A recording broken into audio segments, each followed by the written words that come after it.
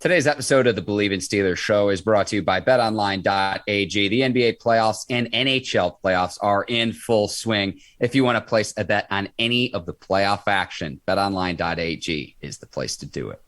365, whatever sport, whatever time, make sure y'all go to BetOnline.ag. And they've got some juicy NFL future prop bets that you can make. So BetOnline.ag is the place to go for your gambling needs. It's really easy to get started. Head over to the website on your phone, your mobile device, your desktop, your laptop. Just use our promo code Bleav. That's BLEAV to get your 50% welcome bonus on your first deposit. Bet online where the game starts. All right, cue the music. It's time to start the show.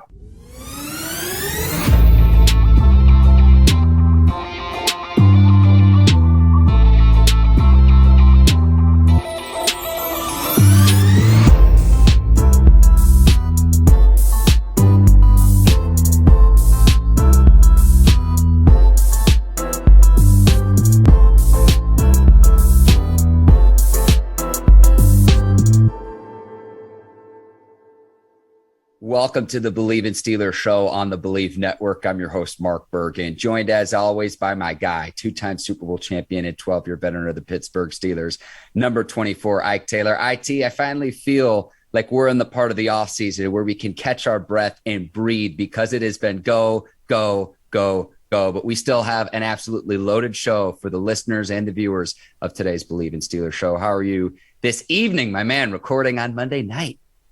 And this one thing I like to do. You can call me Mr. Greenlight because I like to be on the go. Yeah, Ike, I missed you in North Carolina. I'm a little bit bitter about that, but that's okay. I know you're back in Orlando at this point, but I'm sad to have missed you in North Carolina, the state that I now call home. Yeah, we'll catch up another time, Mark.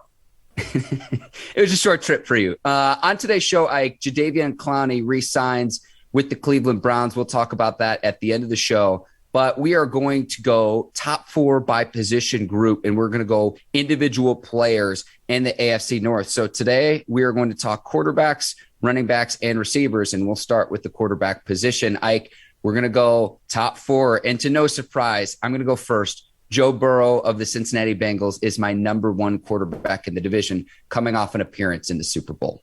Yeah, I'm not going to disagree with the number one. Joe Smooth, Joe Cool, whatever you want to call him. He's just what you're looking for, especially personality-wise when it comes down to having a quarterback. He got the swag, he got the drip, he got the patience, he got the confidence. He got everything you're looking for when you want to talk about a quarterback. He can make all the throws. He really don't he led the league in getting sacked last year. So it's really nothing he can't do. Like, it really doesn't bother him. He's a good teammate. He don't throw nobody under the bus. He understood last year he didn't have a good offensive line. He said nothing about it. All he did was take the Cincinnati Bengals to the Super Bowl. So I'm going to go with Joe all day. Since I know Joe Burrow is watching this live stream, Joe, just DM us your address and we will get you a pack of the one-of-a-kind cigars as well, just for you so you can smoke it in next year's playoffs. I like it, Mark. Yes, sir. Yes, sir. 25 years old. Again, a league high, sacked 51 times. And in that individual game, the playoff win against the number one seeded Titans, sacked 9 times. That's going to be approved in the 2022 season because the Bengals signed Lyle Collins and Alex Kappa in free agency. So it's clear that the Bengals are prioritizing keeping Burrow upright in his third season. I kind of liken it to what the Chiefs did last offseason in improving their offensive line to protect Patrick Mahomes. No, I like it too as well. That's one thing the Cincinnati Bengals did. In the offseason and during the draft, they went for a need, and they needed offensive linemen. That's exactly what they got. All right, Ike, you get the second pick, so you could take any other quarterback in the AFC North at number 2. Who you got? If he plays, I'm going to go with Deshaun Watson. We'll see. Okay, all right, bring this, Ike, because I disagree, but let's hear the case. Deshaun Watson was a couple of passes away from beating the Kansas City Chiefs. You can't name other than DeAndre or Fuller, Hopkins. You can't name a tight end Deshaun Watson was throwing to. You can name me 3 running backs Deshaun Watson. I've got him in my notes, Ike. I got him in my notes, but here's who we're talking about. Here's who we're talking about. Off the top of the head. Just correct, off the correct. this what you can say. If Deshaun Watson was on the New England Patriots, if Deshaun Watson was on the Kansas City Chiefs, if Deshaun Watson was on the Green Bay Packers, if Deshaun Watson was on the Tampa Bay Bucks, we all know what time it is. So the guy you're about to name, I'm talking about as a complete quarterback. If you can't say if he was on, then that's how I look at it. Now look at Deshaun Watson. Never had a 1-2 combo like this as a running game. Never had an offensive line like this in the running game. Never really had, other than DeAndre Hopkins at the receiver position, complete receiver position that like he do in Cleveland. Never had a defense like he had in Houston, like he about to have at Cleveland. So when I look at Deshaun Watson and what he brings to the table, it's the same thing we was talking about when we came to Mitch Trubisky for the Pittsburgh Steelers.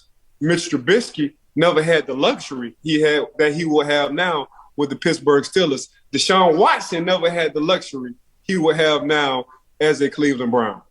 Yes, you mentioned DeAndre Hopkins. Will Fuller when healthy? And that's kind of an oxymoron. That's no knock on Fuller, but go check the stats there. He hasn't been able to consistently play in a 16 or 17 game season. Now, you mentioned the running backs.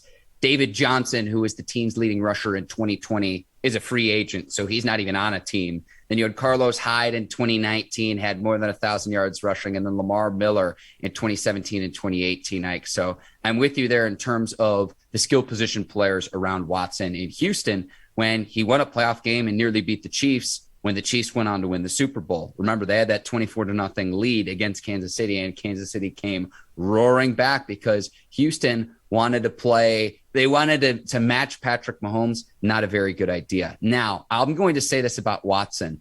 A, when is he going to be allowed to play, which we still don't know. But then B, once he is allowed to return to the playing field, missing a full NFL season, like I wonder if there's going to be any rust there to where you can't replicate NFL game speed, Ike. So that's where I pause there, and we can transition into the conversation about Lamar Jackson if you'd like, but you're shaking your head here. I'll give you the chance to rebut, and we'll go on to Jackson, Ike. I'm gonna give you the floor here. I'm being a gentleman about this right now.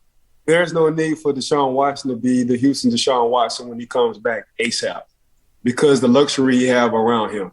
Now, if Deshaun Watson would have came back to Houston, Deshaun Watson, I would understand what you would have been saying. Let's see what this year off, what Deshaun Watson do. But the fact Deshaun Watson don't need to be the Houston Deshaun Watson until he gets in a groove says a lot about Deshaun Watson. And that's what I'm talking about, the luxury that he have around him. He has a complete good team, Mark. Yeah, and he does have Amari Cooper coming over from the Dallas Cowboys. David Njoku still at the tight end position there too. And then we know about the two beasts in the backfield. And then up front, Wyatt Teller, who I think is one of the nastiest offensive linemen in the league. Jack Conklin, an all-pro at the right tackle position as well. So I hear your argument, Ike. But at number 3, I'm going to take Lamar Jackson because the former league MVP at 25 years old is in a contract season. He's going to ball out, and he's going to want a similar deal as what Josh Allen got from the Buffalo Bills. What am I talking about? $43 million on average per season through the 2028 season. That is what Jackson is going to try to get. Now, do I think he's going to get as high a figure as Josh Allen? No, probably not. But I think he's going to try to get something in the same ballpark. He's going to want to come back with a vengeance and prove that when the Ravens lost their final 6 games of the 2021 season, part of the reason was due to injuries, not just to Jackson, but his other players. Jackson missed the final 4 of those games, so he wasn't healthy, and you're getting back a solid running game. J.K. Dobbins is going to be back. Gus Edwards is going to be back. The guy on the offensive line, Ronnie Stanley, the offensive tackle. You've got the cornerbacks coming back from season-ending injuries. The Ravens are my pick in the AFC North to win the division in the 2022 season, Ike. So you take Jackson at 3. I would have taken him at 2, so thank you very much. Yeah, I'm taking Jackson at 3. And the reason why I'm taking Jackson at 3, I've seen everything I needed to see about Lamar Jackson. Now, when it comes down to being a Madden player, I'm going to play with the Baltimore Ravens all day on John Madden. When it comes down to the skill set, when it comes down to these sports show highlights, I'm going to take Lamar Jackson all day. But by the end of the day, man, we all know the Baltimore Ravens ain't the Baltimore Ravens right now unless you have Lamar Jackson on the field. The problem is he got to get over that playoff hump.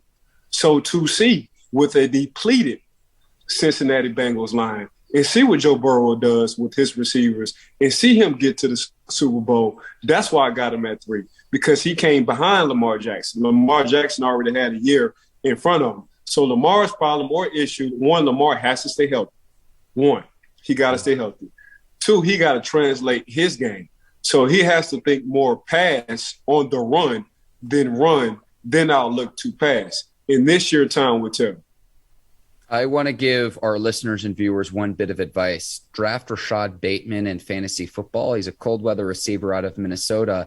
And then, yes, Jackson still have Mark Andrews, but remember, Hollywood Brown's no longer in town. He got traded away. So Jackson's going to have to throw the ball to somebody. I like Rashad Bateman in fantasy football this season, but I just think that contract season, he's going to want to get the bag and prove, hey, here's why I'm the former league MVP, and this is why you got to fork over the big bucks to pay me to continue to play quarterback in Baltimore, because if not the Ravens, someone else is going to offer him that money, Ike. Statistically, Mark, he's gonna get him. He's going to do him. But we talking about as a whole, as a team, can Lamar get over that playoff hump when it comes down to these teams in the playoffs are not letting you run the ball. You have to sit in the pocket and throw the ball. But stats-wise, regular season, he going to go for 2,800 passing. He might go for 1,000, 1,200 rushing. So he going to get that just off of GP. It's just the playoff Lamar Jackson that we need to see. Yes, 30-8 as a starter in the regular season. And in the regular season, a 69-18 touchdown to interception ratio. 1-3 in the playoffs, 3 touchdowns, 5 interceptions, Ike. So you're not wrong when it comes to Jackson's playoff performance at the quarterback position. Ike, at 4, it's really a choose between which Steelers quarterback you want. If you want to take them both, I'll let you. But at number 4, the pick is yours. So I'm going to go with Mitchell Trubisky. Okay. I don't think there's a rush for Pickett right now to come in and be the savior. I'm going to say Mitchell is athletic. He's just as athletic. He has been around the game for a while. His coaching staff is about to be an all-star coaching staff. His defense is about to be better than he had, other than the first year with Khalil Mack and company with the Chicago Bears. His offensive line, the Pittsburgh Steelers did a lot with the offensive line this year. Oh, by the way, I got a trio. I think Pittsburgh quietly might have the best wide receiver trio so far. Time will tell. You want to talk about the running back? He got a running back in NAJEE, who's going to get better this year, who's going to do better this year. So yeah, I'm not really too sold on Pickett playing early this year. I'm gonna give Mitchell Trubisky a chance and see what he does with his luxury. Yes, every skill position player on the Steelers is like 25 and younger. DIONTAE Johnson, the elder statesman at 25 years old in a contract season. And I want to see what DIONTAE can do with the new quarterback. We saw he was a Pro Bowler in Big Ben's final season in 2021. But Pickett is 23. Harris is 24. Pat Freiermuth is 23. Excited to see what he does in year 2. Chase Claypool entering year 3 is 23. George Pickens, the rookie out of Georgia, 21 years old. So this offensive line, Ike, which was very young last season and developing, I would expect them to be better with a younger, more mobile quarterback behind center versus the statue that was Big Ben in the final years of his career. Not to take away from the Hall of Famer, the future Hall of Famer, but Father Time catches everyone. So I'm excited to see what this offense does because it is a young offense. Like, it's young, there's fresh blood, and they're also going to be a lot faster than they've been the past 2 seasons. Yeah, it's going to be a young, vibrant offense. I'm sure the offensive line won't say this, but, man, we got somebody who can get us out of trouble sometime. I'm sure that's what they're going to be saying in the back of their head, and Mitchell Trubisky or Pickett. But I'm going to go with Mitchell Trubisky first. Okay, Ike, we're going to move to the running back position. Again, top 4 in the AFC North. I'm going to give you the very first pick because I took it for the quarterback. So the floor is yours. You can have any running back in the AFC North. Who you got? I'm going to go with Lil Swole. And Lil Swole, who I call Lil Swole, is Nick Chubbs. Nick Chubbs, to me, is one of the best top 5 running backs in the NFL. He just so happened to be in the AFC North. So we all saw what a Nick Chubbs can do, 1, at Georgia, 2, what he has been doing for the Cleveland Browns with an okay offensive line. Now you give him an upgraded offensive line and you give him Deshaun Watson where you really can't sit 7 or 8 in the box. Nick Chubb's going to run, and he's still going to be running. He's going to run into space. That's exactly what he's going to do if everybody stay healthy on the offensive side. But Nick Chubb just do it all.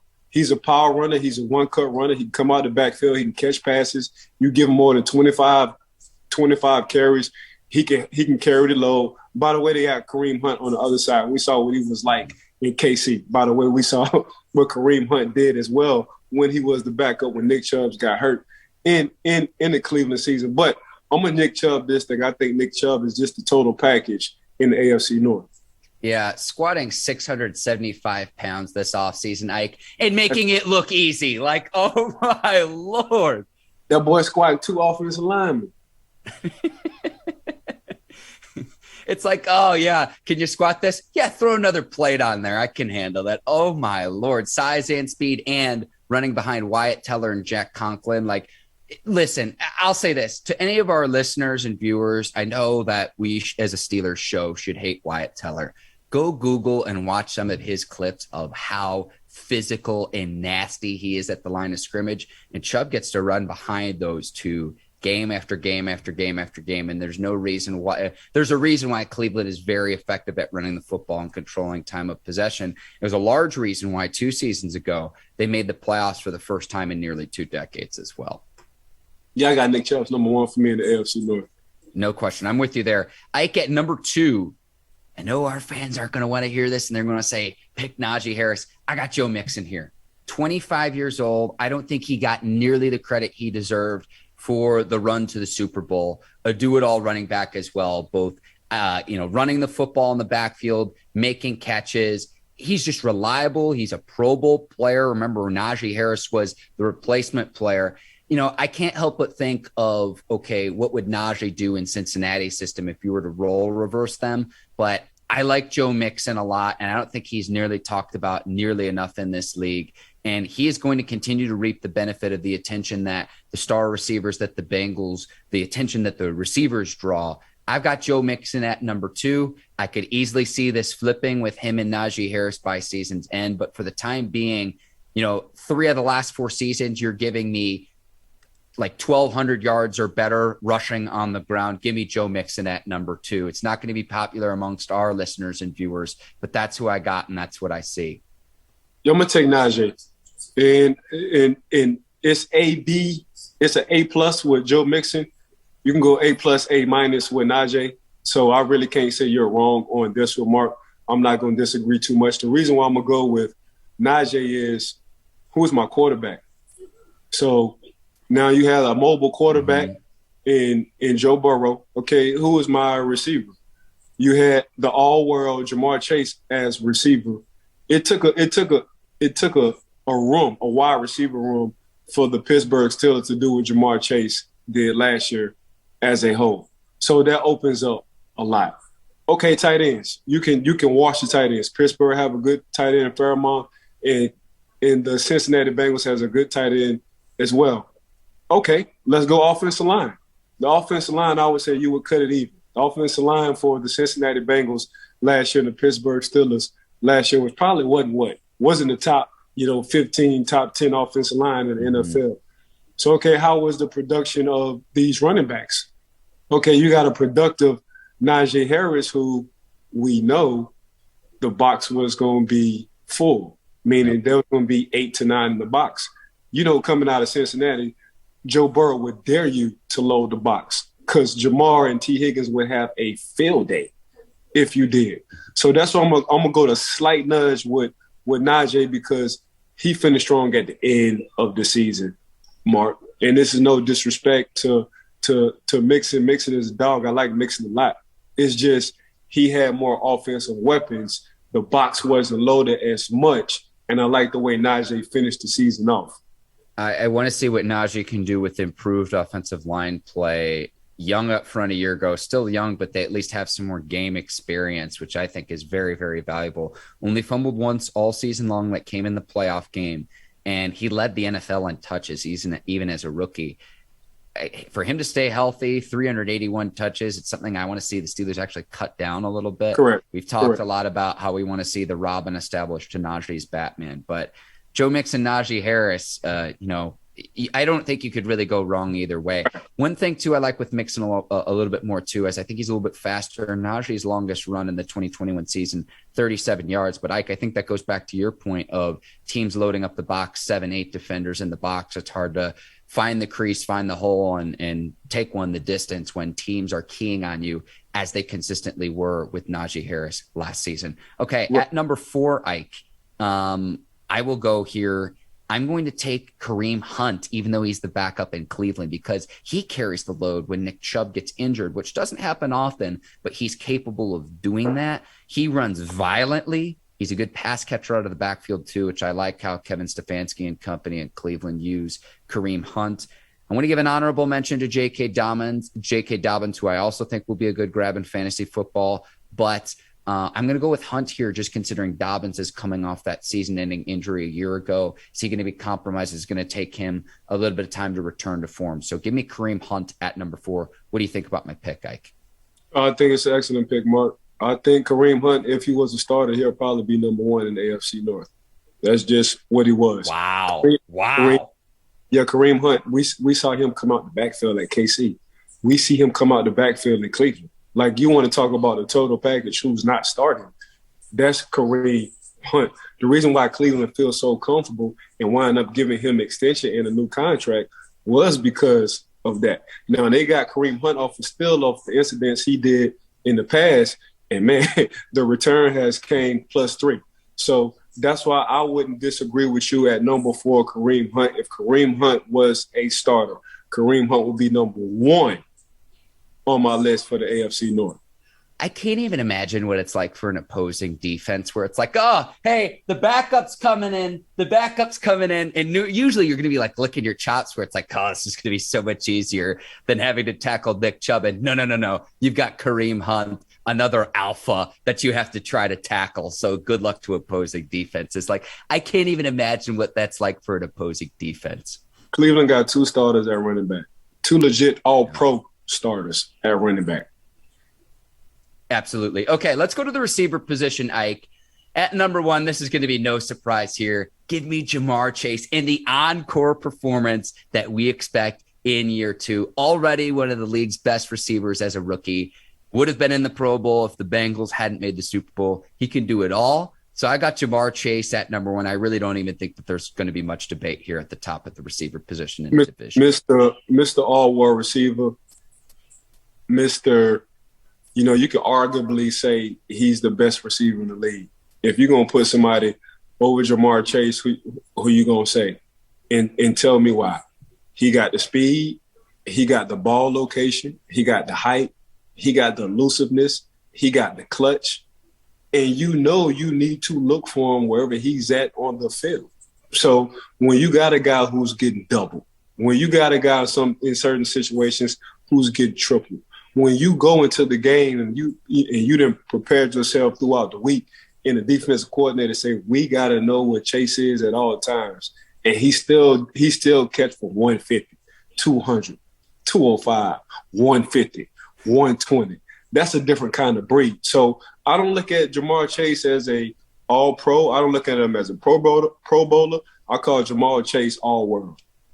I love that, Ike. And I just remember the conversation we were having a year ago was, should the Bengals have taken Penei Sewell with the 5th overall pick of the 2021 draft? This is no knock on Penei Sewell, but it's just funny how much the conversation has changed given what Chase did as a rookie.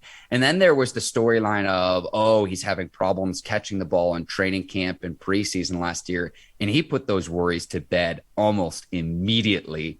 And again, like I said, I cannot wait to see what he does for the non-core performance. Like, it's like when you're at a concert, you're cheering on your favorite musician, and you know he's going to deliver after a brief intermission, after a brief break. I'm very excited to see what Chase does this upcoming season in year 2. Him and Joe Burrow, the college connection, LSU. I hate to admit it, but it's entertaining as hell to watch. No, Ja'Marr Chase should get a shirt on the back of his shirt. It should say, "Why are you still chasing me?" Okay, so print those T-shirts, Ike, and then we'll also print the Kenny and Company T-shirts, and we'll get some merch here for the Bleav in Steelers show. Okay. All right, number 2, it's your pick, Ike, the second best receiver in the AFC North division. The pick is I'm going to go with Diontae Johnson. Let's go. Yes, sir. Yeah, so I'm gonna rock with Diontae Johnson. He came back from 2 years ago of having the most drops in the league. Little do people know Davante Adams wasn't Davante Adams before Davante Adams. He led the league in drops early on in his career. Mm-hmm. So what Diontae Johnson do? He come in the offseason, he get his hands right, he's more focused, and you saw when he wasn't in the game how the offense looked. The offense looked okay. When Diontae Johnson was in the game, the offense looked more electric. So Diontae Johnson, to me, man, he ain't going to do nothing but just keep getting better the more he gets into the league. He ain't even touched his prime yet. So I'm going to go with Diontae Johnson. He's my number 2 receiver right now in the AFC North. And I think he's going to look at the deals that Tyreek Hill got, Davante Adams got, A.J. Brown got, and said, I'm a Pro Bowl receiver too. If he can replicate what he did last season in 2022, you're talking about a really big payday that he is going to be due. And the Steelers are going to have to decide, do we want to pay Diontae Johnson or do we want to pay Chase Claypool eventually? I think Pittsburgh's going to have to choose between one of the two if they want to keep both. I like the way that the Steelers draft and develop young receivers, but this is a conversation that we're going to have moving forward. And one other point I need to make as well, Ike, I borrowed your psychic abilities because I think it was your boy who predicted that Diontae Johnson would be a Pro Bowl player in the 2021 season, and that came to fruition. So thank you for lending me your abilities, Ike. I got you, baby. Anytime I teleport them abilities to you any day. But on a note, when you want to talk about Pittsburgh and drafting wide receivers, they're not going to be really tripping too much on the money part when it comes to Diontae Johnson, because here's why. You got Chase, he's young. You got George Pickens, who we know who's about to be a dog. I'm going to go ahead and call that. And you got Austin III.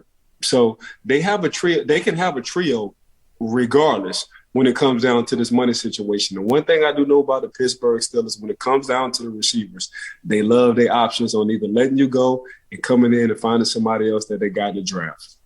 Yeah, and Ike, I think it's going to be interesting if Pittsburgh continues that mantra, considering the premium that the rest of the league has put at the receiver position. But you see what a team like the Chiefs did this past offseason, where they get 5 draft picks for Tyreek Hill.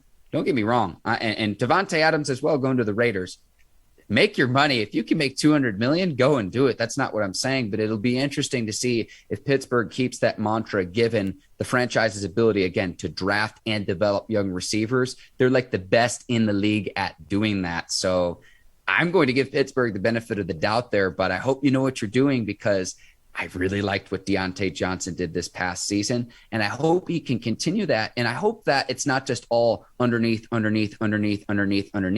as it was really the last 2 seasons, but really in 2021, to where you get George Pickens, you get Chase Claypool, you get Austin, to where they can take a top off the defense, and that opens up more of the underneath for Johnson, where I feel like it was sometimes very, very predictable the last 2 seasons, just because the Steelers didn't have the offensive players to be able to take a top off a defense and keep a defense honest.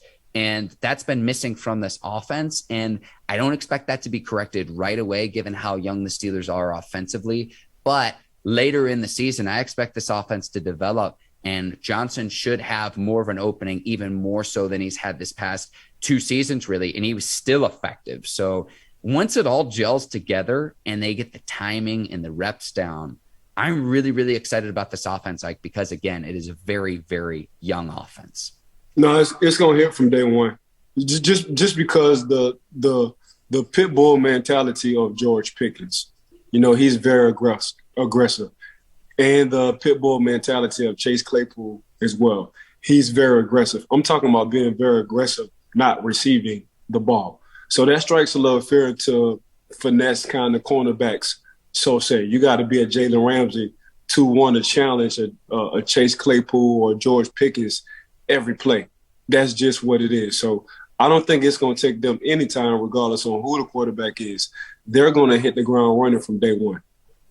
All right, Ike, the third best receiver in the division. It's my pick. I'm going to take Amari Cooper with the Browns, a 4-time Pro Bowler with Dallas. I think part of the benefit there is playing for a franchise as prestigious as the Cowboys. But remember, OBJ and Jarvis Landry are no longer in Cleveland. So whether it's Deshaun Watson or whoever ends up being the Browns quarterback to start the 2022 season, remember they signed Jacoby Brissett, but Baker Mayfield's still on that roster as of this recording on Monday night, Ike. Whoever is Cleveland's quarterback, I think Amari Cooper will make that quarterback's life a heck of a lot easier. He's a good route runner. Give me Amari Cooper as the third best receiver in the division. Yeah, I'm not going to disagree with that. I think Cleveland also has a guy named Peoples-Jones as well. Coming out, he showed up and showed out last year as well with Baker Mayfield and some of the OBJ. He was out. Who else? Jarvis he wasn't inconsistent, but Peoples-Jones as well. He kind of broke out of his shell last year too. I'm not going to disagree with Amari Cooper going into Cleveland and Cleveland having some help as well, depending on who the quarterback situation might be. But at number 4, so I'm not going to disagree with that. Okay. At number 4, I'm going to go back to the Cincinnati Bengals and T. Higgins. We saw what T. Higgins did in the playoffs. He had a nice little playoff run, and he had some big games late in the season as well. Some of that was due to the running game, Joe Burrow and Jamar Chase. But still, when it was time to beat them one-on-ones where it needed to play, T. Higgins made plays, and he made them consistently towards the end of the season, also in the playoffs. Yeah, T. Higgins, East Tennessee's very own. And I remember T. Higgins came across my radar when I was working in Knoxville, Tennessee, and the University of Tennessee was trying to recruit him. And they couldn't. I don't blame him for going to Clemson. So I followed T. Higgins for quite some time now, even before he got to the league when he was still at the prep level. And I think he's going to reap the benefit of the attention that Jamar Chase draws. And don't forget about his teammates either. Honorable mentions, I want to mention at the receiver position too, Ike. Tyler Boyd, who I think is a very good slot receiver. Right.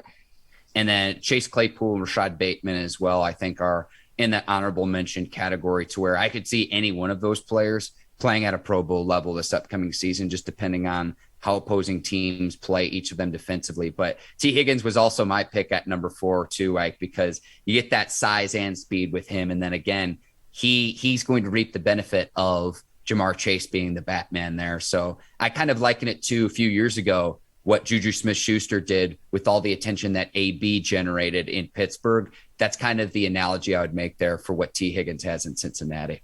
Yeah, T. Higgins got it good. I'm not going to take nothing away from T. Higgins. I thought T. Higgins was a dog coming out of Clemson as well. It's just that you put an all-world receiver on the other side of you. Now I'm really about to eat on these one-on-ones. So that's another trio as well. So you got, I think, between Pittsburgh / the Cincinnati Bengals, when you want to talk about the best trios in the NFL, I think them two, you can go A1, AB with the trios when it comes down to the wide receiver, the Cincinnati Bengals and the Pittsburgh Steelers. I also like, for the record, the New Orleans Saints, Michael Thomas, Chris Olave, and Jarvis Landry. I'm going to throw that out there. The Tampa Bay Buccaneers, you got Mike Evans, Chris Godwin, and then really whoever the third is. I really like those two receivers. With Godwin, I think he needs to stay healthy. He struggles with that a little bit, but just want to make mention of those other receiving trios. Like, otherwise, we're going to endure the wrath in the comments. And you know what I say to our listeners and viewers? Bring it. Okay, so on the next few weeks, we're going to go top 4 position groups. So we'll have tight end, offensive line, and defensive line on our next episode. Ike, we're recording weekly now that the draft is over. So barring major breaking news, that's what we will have next week. Before we wrap today's show, Jadeveon Clowney has re-signed with the Cleveland Browns. He's going to be back for another year. You pair him with Myles Garrett. And Myles Garrett, Ike, is the Batman to Clowney's Robin. I do like this pairing. They bring Clowney back on an $11 million deal. I think it's a good signing. Hopefully he can replicate what he did a season ago. I think that's the thought process there. But I want to put to bed the notion that Jadeveon Clowney is going to be this Reggie White-esque edge rusher. I think Clowney's a very good player, but the hype coming out of him absolutely knocking the lights out of the Michigan running back at the Outback Bowl all those years ago, like, that's not who you're getting in Jadeveon Clowney. You're getting a very good player, maybe like a borderline Pro Bowl player, but to expect him to be the next great edge rusher, let's put that to bed once and for all. Yeah, he's always been a good Robin. I mean, you can just look at, he had a J.J. Watt on the other side of him as well. Just because our expectations don't mean you're going to be exactly who they think you're going to be. But I think now Jadeveon Clowney had came to terms into thinking like, this is really who I am. I like this team. I like Cleveland. I like what they did in the offseason.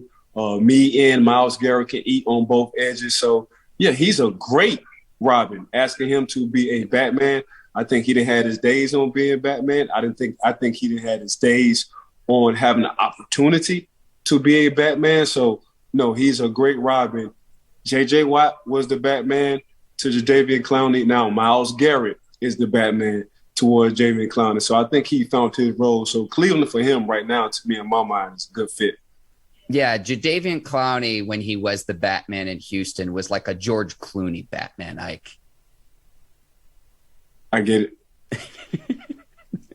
Shout out to Adam West and shout out to Christian Bale, the two goats of Batman. I'll say this about Clowney, too. He turned down $14, $15 million offers from other teams. So to come back to Cleveland on a less expensive deal, and then you get to play alongside and reap the benefit of the pressure that Myles Garrett and the attention that Myles Garrett generates.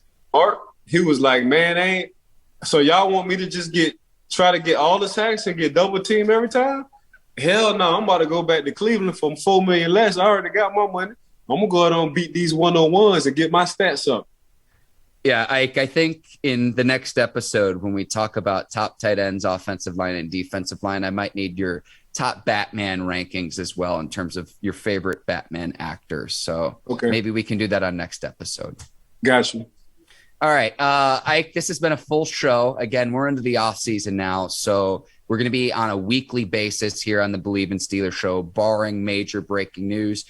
We've got you covered for whenever the Steelers name a new general manager, so keep it locked here on Bleav in Steelers. But, Ike, I got to give you a shout-out. I want to thank the folks over at the Bleav Network and our producers over at Brinks TV, led by John Brinkus, Courtney Vargas, Herbert Diaz, and the Brinks TV crew. Also, today's sponsor, betonline.ag. And I want to thank you, the listeners and the viewers of the Bleav in Steelers show. Thank you for tuning in and making us a part of your day.